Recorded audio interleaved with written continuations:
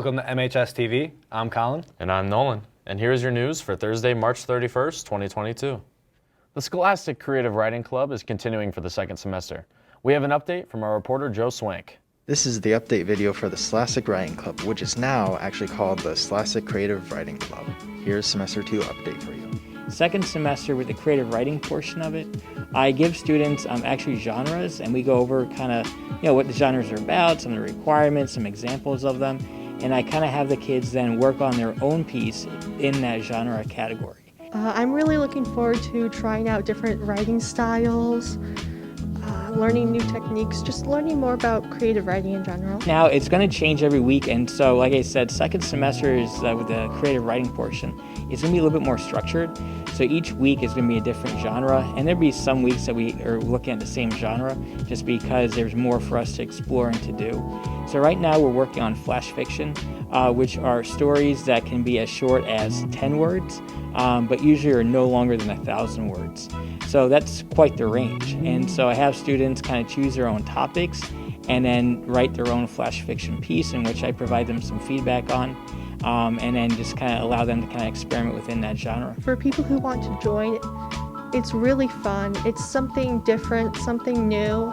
Gator Rhodes, Emma Parsons, and Catherine Hill won awards, including 3 gold keys, 3 silver keys, and 2 honorable mentions. You can always join the club by attending a meeting.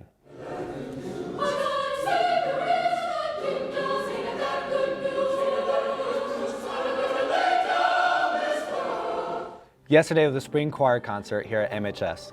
Each group gave a great performance and seniors were given recognition towards the end. The choir is now looking forward to Mayfest, which hasn't been able to happen since 2019 due to the pandemic. Good job to all choirs.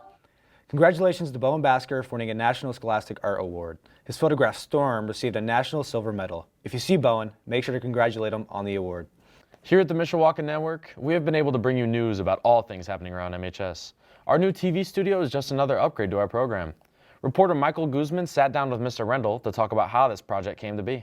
Last summer, I was presented with an opportunity from the Mishawaka Education Foundation to plan something big, right? What is something that would maybe cost a decent amount of money, but would be really professional and really kind of grow the program even more? And so the first thought I had was a studio. We've been doing a lot of the stuff that you would typically do in a studio set with a green screen, which is fine, but it's not quite right. It doesn't look quite right, and we've done pretty well with it, but this is a much more professional look for something like our newscast. The new studio is going to affect us in a number of ways. You probably have already seen it if you follow any of our kind of YouTube stuff. Our newscasts look much more professional, but even things like interviews or sit-down conversations can be recorded in a much better environment with the backgrounds here or the desk here or things like that. So here in this studio set, it's going to be students. Students are going to have the opportunity to do more projects that are more professional in a better space with more opportunities, right? You have chances to do interviews here. You can change this desk to have multiple people at it to do things like talk shows or something. So it'll give us a chance to make different projects a little bit better, right? I have a student making a short film that's a documentary, and they're going to do some kind of sit-down stuff to intro pieces, right? We obviously do a lot of news every week, and this is a much better space. I'm looking at, maybe not this year, but into next year, doing some daily live hits where they would be shorter newscasts, but kind of here's what's going on today. And that could use this desk space, but also the spaces on both ends as a live kind of environment. Thanks to the generosity of the Mishawaka Education Foundation for giving us this great space. The 2022 Junior Senior Prom will be held at Riverside Terrace on Saturday, May 14th from 8 to 11:30.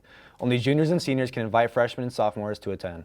Tickets will go on sale the week of April 18th for $25 a ticket and can be purchased in the bookstore between the hours of 8 and 3:10. Students are required to show their school ID upon ticket purchase. If they're inviting a guest from another school, please be sure to fill out the invite form located in the bookstore. All invite forms will be needed turned in no later than May 11th. Monday night were the National Honor Society inductions here at MHS. Juniors and seniors were able to participate in the inductions.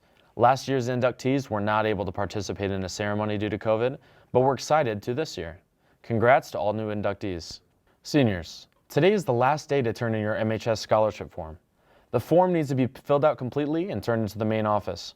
Last Thursday, the Giddy Goats went to Lafayette Jeff. They played a total of 12 matches and won 4 of them, placing 33rd out of 39 teams. This event was won by the Alliance of Sioux Purdue Per Robotics, Team 7457. Here's Owen Holtzclaw with our Caveman Sports. Last Wednesday, March 23rd, the Caveman boys track team traveled to LaPorte to compete in a dual meet. The team would win 93-39 and had first place finishers in all but 3 events.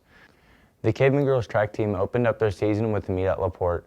The team would win 74-57 with Emma Knipp finishing first in high jump and long jump.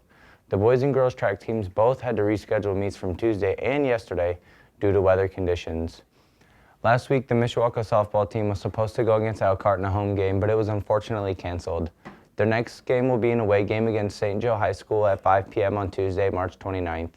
Monday, April 18th, marks the first meeting of the MHS Disc Golf Club. Practice will begin at 4 p.m. at Crawford Park. Anybody is able to come, friends, family, or teachers/staff. If you wish to bring your own equipment, that's all right. If you have any questions, comments, or concerns, please email Mr. Rice. It's been a quiet few weeks for the dance team, but starting April, they'll be holding an open gym. Every Wednesday from 6 o'clock to 7:30 p.m. throughout the month of April, you'll be able to dance and bond with your future teammates.